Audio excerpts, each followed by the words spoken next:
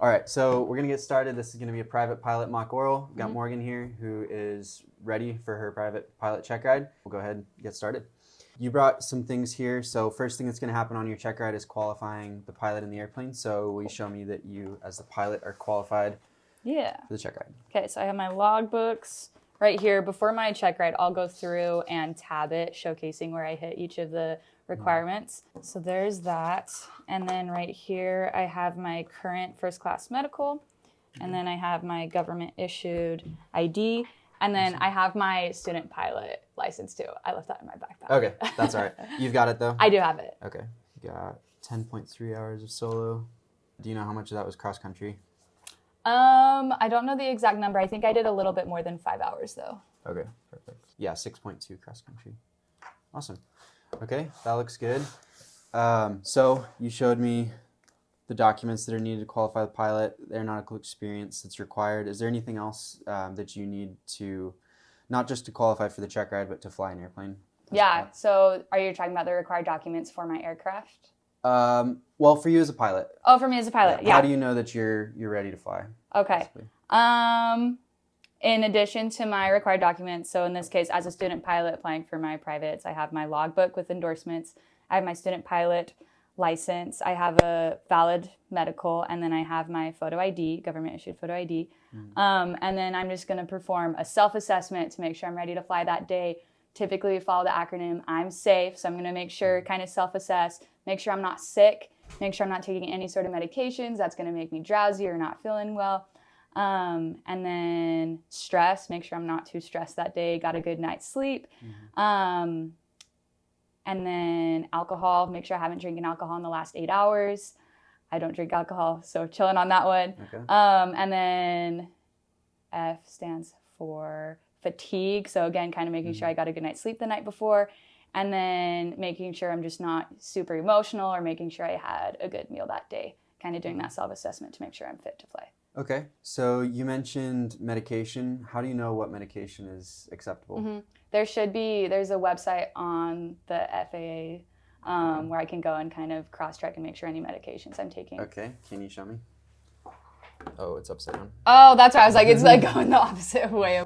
So that's just to make sure you actually know where to find it, because it's easy to just say the FAA website, but on the check ride, if the examiner wants you to show it, I want to make sure you've actually seen it before. Yeah. I will know the exact website with the faa.gov/whatever it is before my check ride. Okay, give me a hint on where I would go. So just in the bar here, just type in FAA medication list. Okay, there it is. Cool. That's the document. Okay, I have the scratch paper right now and everything. I need to make sure I find it. So it's the faa.gov/AME guide. And so then scroll down, because this is do not issue, which that's more for the medical examiner. This do not fly. This is the one that we care about more. Awesome. Once we're already a pilot. If you were going into a medical exam and you were concerned about a medication, you could look at the do not issue one. But for the do not fly, this is us here. Cool. All right, so there's medications. And you can see here, you have to wait 5 times the half-life of the drug. So if it says wait 24 hours, then wait 5 times that before you fly. Okay, there's medications. As far as stress, I mean, what would be something that would be stressful to the point where it would actually affect you to fly? Like if you got a text from your boss about needing to do a performance review or something, like is that the level where you're not going to fly, or what would be an example of something for you? Yeah, I feel like any time where there's like high pressures to get to a certain place at a certain time, or to go like along a specific route, or yeah, I guess if someone's expecting you at a certain time and you're like, oh, have all these external pressures that are kind of adding to that stress, or maybe even including external factors, if you had a really stressful day at work and that kind of caused you to be a little bit emotional, say you had a hard day with your boss or a coworker, or maybe even some familiar problems and you're super stressed and emotional, it might not be a good day to go fly. Okay, cool. I like that. For stress and fatigue, you can break them down to acute and chronic, as well as a way that I like to teach it to students, where acute stress is, even if it's something significant, may not be as substantial as chronic stress. Even if it's something small but it's chronic, it can have a much higher impact than acute stress. So those are things to weigh as well. And the same thing with fatigue. One night of bad sleep, you know, depending on the person, may or may not be a huge, I mean, you know, if you get 0 sleep, then you definitely shouldn't fly. But if you get 6 hours and you're used to 8, that's not a huge deal for most people. But if you have 5 days in a row of 6 hours of sleep, that might start adding up, or 5 hours, you know. That makes sense. So chronic stress and fatigue are much kind of the sleeping monsters of those two. All right, so then documents are good. You're safe to fly. You determined you're good to fly. What do you need? Let's say you get your license. What do you need then to be able to continue to fly? So in that case, you're going to need to take a flight review every 24 calendar months, and that's to stay current, meaning legal to fly. However, 2 months is a long time to go without flying, so you're going to want to make sure you're being consistent in your flight training. If it's been a minute, maybe for me, I would say probably over a couple weeks to a month, just until I get more muscle memory in the aircraft. I'd probably want to go fly with an instructor, just to make sure I'm nice and polished, knock the rust off a little bit. If you're carrying passengers, there are some requirements. If you want to carry passengers just during the daytime, you need to perform 3 landings and takeoffs within the preceding 90 days. Those need to be logged in your flight book. If you're going to fly at nighttime, meaning 1 hour after sunset, 1 hour before sunrise, those 3 landings, takeoffs need to be at a full stop. Okay. All right, good. So what does the flight review allows you to act as what? Pilot in command. Okay, and the landings allow you to do what? Carry passengers. Carry passengers, pilot. Okay, cool. Okay, those are good. Is there anything else that we need to do for you as a pilot to be able to fly? So if I'm current and I've proven that I'm proficient, feel comfortable to fly safe, I'm going to need to make sure my aircraft is airworthy, ready to go, has everything that it needs. Okay, yeah, getting onto the airplane. So yeah, that's everything for qualifying the pilot. So I'm happy with that. So let's qualify the airplane. Let's make sure the airplane's good. So how would you show me the airplane is good to fly today? Okay, cool. So there's a couple different documents that I need in order for my aircraft to be airworthy. I'm going to need my airworthiness certificate. That's going to be in my airplane. It's always broadcasted so everyone in the aircraft can see that. I also need my registration, and that expires every 7 years. And then I need my operating limitations, which I have in my POH right here for our Cessna 172. And then I need my radio operating license. I probably won't need that today because I'm not flying outside of the U.S. and I would need to go and get that, which I don't have. But I'm not leaving the U.S., so we're chill. And then I need my weight and balance data. And then in addition to that, any placards, things that are labeled inoperative. I need my placard with my tail number on the outside. And then I need any supplements, so things for like my Garmin that's been put into the aircraft or other stuff like that. Okay, good. All right, so you mentioned the airworthiness. Does that expire? Does not expire, just as long as all of our inspections and maintenance are up to date. Okay, it's kind of like pilot certificate. Yes. Okay. For the registration, what are some circumstances that could cause that to no longer be valid? So our registration, I know it expires every 7 years. Okay, so there's one. Okay. I guess if it's no longer airworthy. Sure. If you, is that the one where if you move, it's now not airworthy? You need to like get your registration from. Yeah, so there's like if the owner dies, there's things like that. If you surrender the registration, so there's a list of a couple things that can cause it to be invalid. Okay. I don't have the entire list memorized, but let's take a look here. So that's if you're maybe buying an aircraft, you now need to have that registration like to you, or if you sell an aircraft, that registration is no longer. Exactly, yeah, change of ownership. So let's see. Okay, so the registration, this is 47.43. Okay. So yeah, change of address within 30 days, registered owner's mailing address, cancellation of certificate for export purpose, replacement if the registration is invalid, like when it's applied for, if it just expires, and then... that looks like it. Cool. So some options, which surrendering for the registration, there's not a lot of circumstances where that would happen, but here it says for export purpose. So I guess there's an example where that could happen. Cool. And then you said radio license. So since you brought up the radio license, what else needs a radio license besides the pilot to go international? I believe the aircraft needs the equipment to do so. Well, and the aircraft needs a radio license as well. Okay. Radio operator permit, yeah. Do you know how to get one of those? I don't know how to get one of It's those. pretty easy. It's basically you just send in a fee online, Okay. and that's it. And then you just have a little piece of paper. Yeah. Sweet. It's basically just a tax. Okay. Limitations. So what are some limitations for this airplane? Yeah, I have it right here in my POH. Some limitations might include like your max takeoff weight, additionally like your airspeeds, your... Okay, so what is our max takeoff weight? Let me double check that right here. Good question. So just keep in mind on the check ride, if you bring anything up, They're going to ask me about it. Prompting it. Yeah. Okay, good. Should I have all these memorized, like all these numbers? Anything in the limitation section you want memorized. I want memorized. Yeah. Okay.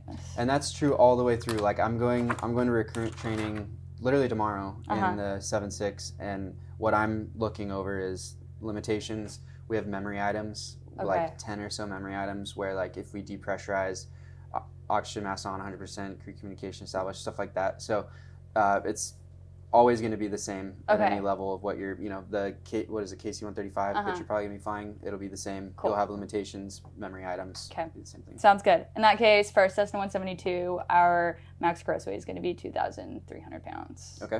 2,300. Cool. What is our best glide?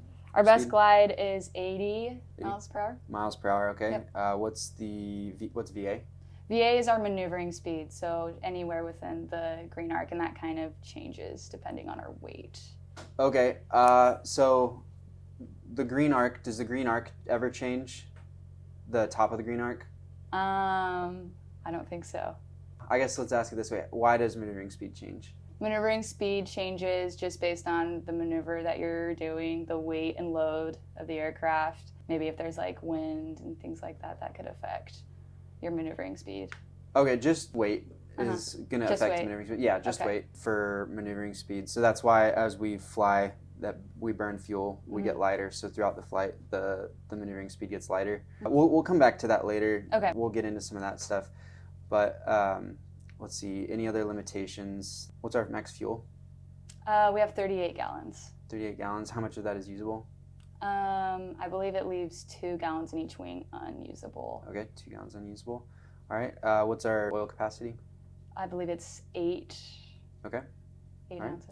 8 quarts. 8 quarts. 8 quarts. Okay. All right. So limitations there, operating handbook, and then the weight and balance. What needs to be in the plane with the weight and balance? It needs to be like the original weight and balance published with that specific aircraft. Cool. Okay. The waveform. Do you have that in there? Okay. So that should be. That might not be in there. That might just be in the airplane. Okay. So that one will be in the airplane in the little drawer. Yeah. Do you want to go check any of the planes and see if it's in there real quick? Sure. Okay.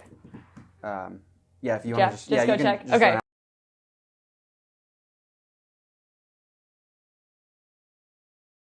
out. Cool. So you got the waveform, and so you see the main things on there. It's going to give us our moment numbers there, center of gravity, and it's going to have listed any equipment that's specific to the aircraft, anything that's been changed. And at any time there's a new one, they'll keep the old one. They'll just cross it out and say superseded this date, and then you'll have the new one as well to see that. Good. But good, yeah. Sweet. A lot of people, when you say weight and balance, they think like a weight and balance sheet that you've done for the flight. Right. But this is what it's talking about. Yeah. Awesome. So the aircraft documents look good. What else do we need for the airplane? We need our maintenance up to date with all of our inspections. Okay. In order for our airworthiness certificate to be valid. All right. Will you show me the inspections for either airplane here? Yes. Right here we have our annual inspection. It was last completed on May 23rd, 2024. And annual inspection is every 24 calendar months, so we're good there. Okay. We need a VOR check every 30 days. Our last one was completed the 24th of November, so we're still within that. And then right here, we have our 100-hour inspection. These are for any aircraft for hire, since we're a flight school, are for hire, so they need to be inspected every 100 hours. So we're good there. And then this is for our ELT battery. Those need to be completed every 12 calendar months, or 1 hour cumulative use, or after 50% of the battery has been used. Okay. And then we need our transponder static system altimeter. Those are every 24 calendar months. And then we also need to make sure we're complying with any airworthiness directives. So it looks like our mechanic has done a good job at signing off, maintaining all. Okay. So you have an AD log there, and then if you notice as well in the 100-hour and the annual, it mentions ADs as well. Go back to you see complied with AD there. So he's showing where the work was done, and then also has a separate AD log, which most private owners don't have a separate AD log. Or, they may or may not, but for an operation like this and doing lots of check rides and stuff, it's good to have that. Awesome. So with the annual and the 100-hour, what's the difference between those? For the annual, they need to be inspection authorized. Okay, awesome. And what's the difference between an AMP and an IA, do you know? I just know that they need to be, like, they get a special certification or authorization to perform that annual inspection. Okay. But essentially, from my understanding, our annual and our 100-hour are pretty similar in kind of what they're checking. Yeah, they're fairly similar. One of the big, and you already mentioned the for hire difference, so you already got that as well. In IA, I like to say they're kind of like a doctor, and AMP is like a nurse kind of a thing. Okay. Or in a pilot terms, it's like an instructor and a 2-year instructor. The 2-year, they've done more and they can do CFI initials kind of a thing. But the IA, they have to have more experience, and then they have to go do another test. Cool. So, yeah. Makes sense. Good on the inspections there. Oh, with the ADs, did we look those up? We went to the FAA website. Okay. And you can like kind of search based on your airplane make model, and it will show any published ADs. Okay. From the Do you FAA. feel good about doing that on check ride? Or do you want to? I'd like to do it one more time. That'd be great. Yep. Just to make sure it's nice and smooth, and I don't take forever. Yeah. Directives. I'm gonna Google FAA airworthiness directives database. First thing that comes up. Looks like you can sign up for delivery of new ADs, which if I was an aircraft owner, I would definitely do. And then I can search based off of status. If I know the airworthiness directive number, I can search that specifically, effective date, lots of ways to do it. And then right here would be my make, model. What would you put in for make and model? We would put in Cessna, or there's a different word for Cessna now, right? What is it? I can't. Does it start with an T? Textron, yeah. Textron. It might be in. No, yeah, there says Cessna on there too. Okay. But yeah, Textron. Textron. And there's a couple options too. So I believe it's Textron Aviation, Inc. is the way it's written. Textron. Okay. Yeah, there's a lot. Okay, so. Not Bell. Yeah, Textron Aviation, Inc. Cool. And then a way to make sure it's the right one is if your correct model is available. Awesome. So you got to know some sort of crazy code here. Just try 172. 172. There you go. And then make sure you do the right model, though. Cool. I believe our model, Cessna 172 Skyhawk. How do I figure out which model we have right here? Check the maintenance log. That'd probably be the fastest way. Okay. I'm surprised that doesn't show it. Yeah. Okay, so we have our, kilo. Cool. Go ahead and select that, apply, and then, cool. And then it shows us 12. So then I'd probably try and go and cross-check, check the effective date, cross-check, make sure that we're complying with all. Yep, and we didn't have 12 in there, right? We had like 5 or 6 or something like that, but there's going to be some like autopilot systems that don't apply. Cool. Good, all right. Sounds good. Looks good with that. So you got everything with the aircraft inspections, aircraft documents. Is there anything else with the aircraft? We're going to make sure we have all of our documents, all of our inspections, make sure we're complying with any airworthiness directives, and then we're going to make sure we have all of our equipment necessary for flight. So that typically there's kind of way we're going to go about that. One, we're going to see if we have an MEL, which is a minimum equipment list. I know we do not have one of those with our planes. So then we're going to go to FAR 91 to 13, I think, for inoperative equipment. Yeah, for inop equipment, yeah. And we're going to go through all of the different equipment that's necessary with that. I know everyone uses the acronym A Tomato Flames. So we'll go through all of those, make sure we have those items, and then we'll also want to refer to our KOEL, our kinds of equipment list. In addition to that, make sure we're complying with any airworthiness directives, and then our ST type certificate data sheet, right? And there's one more, STC. Yeah, STCs. STCs. So we'll kind of go through all of those and make sure that we have everything that we need. Okay, what's an STC? An STC is supplemental type certificate, right? So that's going to be like our Garmin that we put into the aircraft. I can't remember what it's called, the Garmin 650 or something like that. So we'll want to make sure that we have all of those. Oh, right here. Our Garmin 335, 345. Okay, so is that the STC? This is just our manual. So this would have been included in our supplements because this is like helping us know how to operate it. So I'm not sure what the STC would be, but I brought it up. So we should have, so we should have an actual thing in our maintenance logbook. So let's see, probably that one. 078. Yeah. Cool. They're usually going to be towards the back. Supplemental type certificate. There we go. Cool. This is for the installation of our Garmin GPS 175 navigation system. And it's got a date, signed. signature, tail number. Awesome. Oh, and we have another one. This is for the GPS. So basically, the mechanics can't just go making changes to an airplane without. You can't like do significant changes without having something more than just a logbook entry. Right. So. Makes sense. Cool. All right. Have you ever looked at a type certificate data sheet? I don't think I have. Okay, let's pull that up. That's going to be in the same system here. And that's where I'm searching, right? They have one published for each. Yes, yeah. So you can just scroll back up and we'll go to, you should have it on the side here. Oh, TCDS, cool.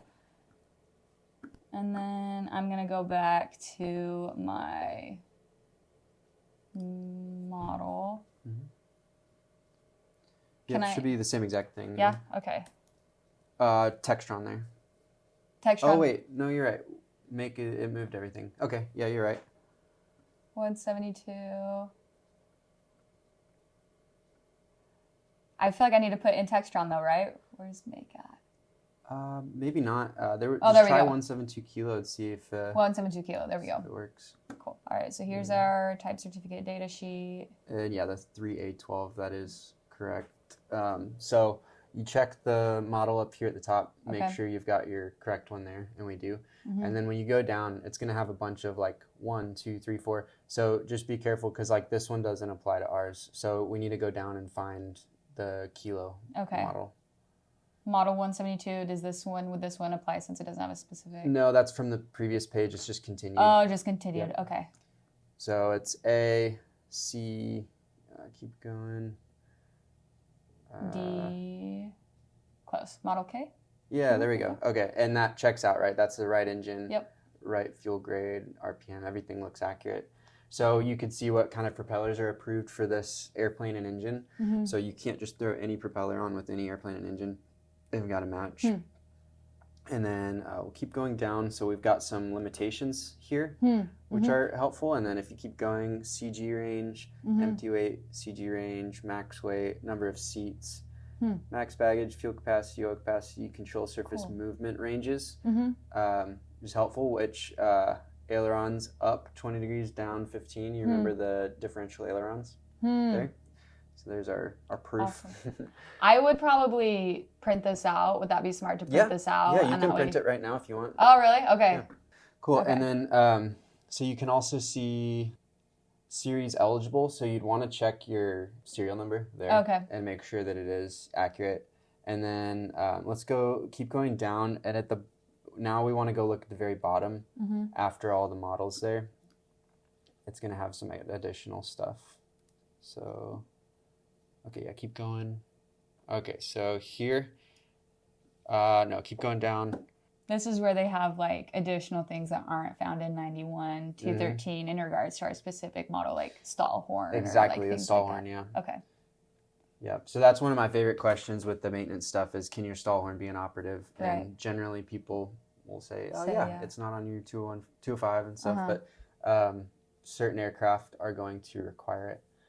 So try to find this section for the K model. Okay. Oh wait, that was 172 through Q. Oh. So find the top of that section. Okay. Data pertinent to all 172 through 172Q. Cool. So this here.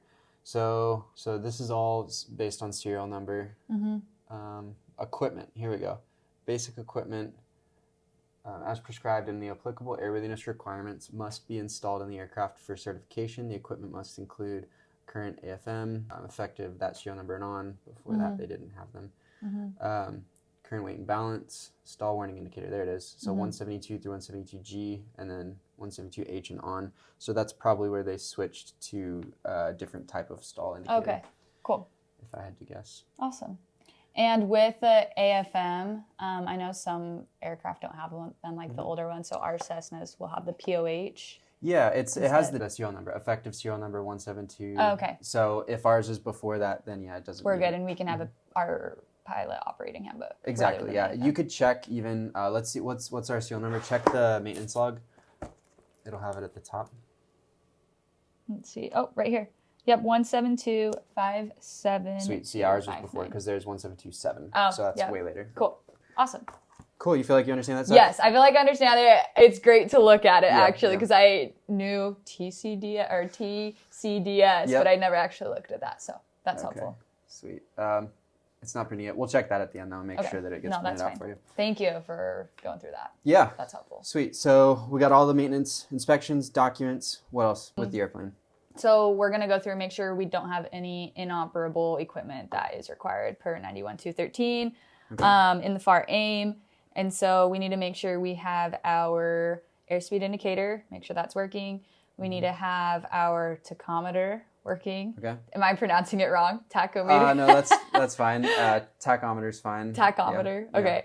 And then we need our oil pressure gauge. Okay. We need a manifold pressure gauge. However, we don't have a manifold pressure gauge. So if you do have a manifold pressure gauge, it needs to be working. And then we need our altimeter. And then we need our temperature gauge for any liquid-cooled engines. We don't have a liquid-cooled engine, so we're okay there.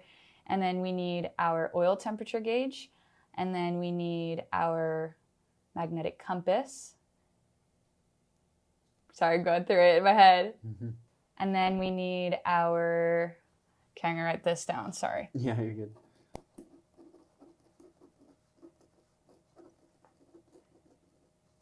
Okay.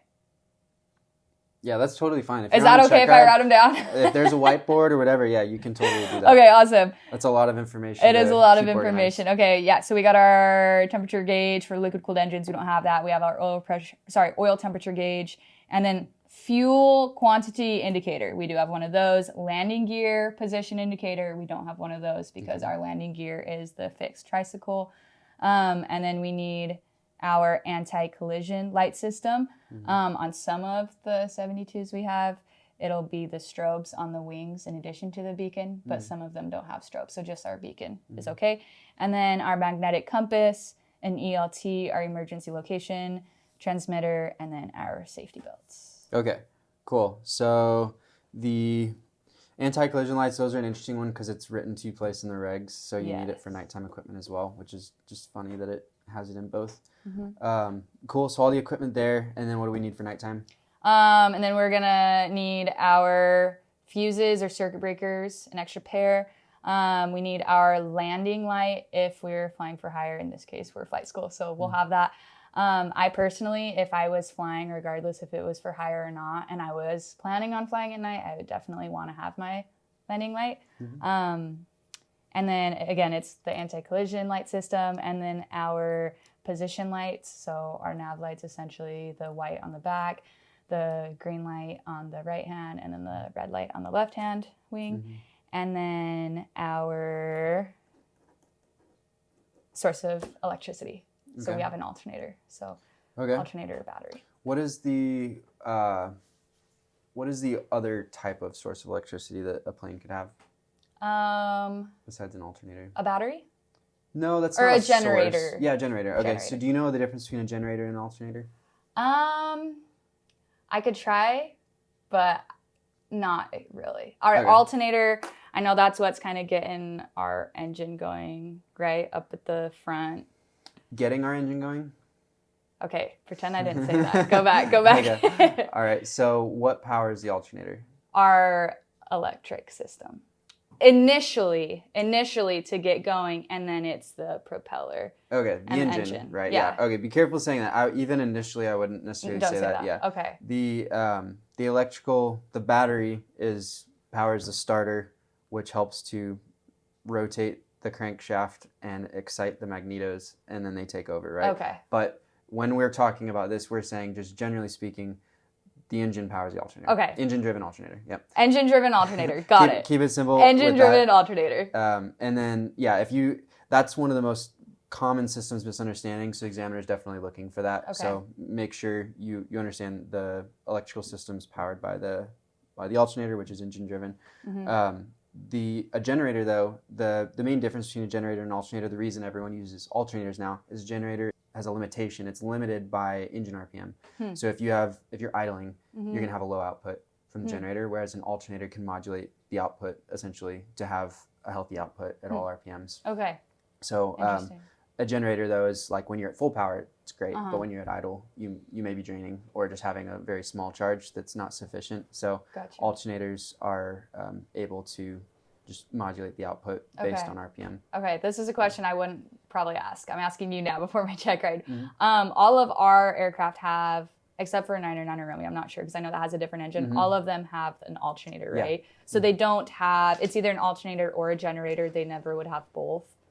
I don't see a reason why they would ever have both. Okay. No, yeah. At least not like a simple single engine aircraft like this. Yeah. That makes sense. And then when it says source of electricity, you need to have like an alternate when I say that, or I just need to alternator. have, or sorry, like a backup when Nope. when we're the saying alternator is a source. Okay, so Yeah. alternator. Basically, what it means is you can't just have a battery. Okay. That wouldn't be sufficient to fly at night. That makes sense. Because you're flying with things that require more substantial electrical load. Okay. So a battery isn't really going to be able to sustain that. Gotcha. Like a glider may go out and fly with just a battery during the day, for example. Okay. But they can't fly at night. Most gliders. That aren't makes approved sense. for that, Okay. yeah. That makes sense. So, but they don't have any lights or anything. But if they flew at night, they would have to have those Okay. things. So. That makes sense.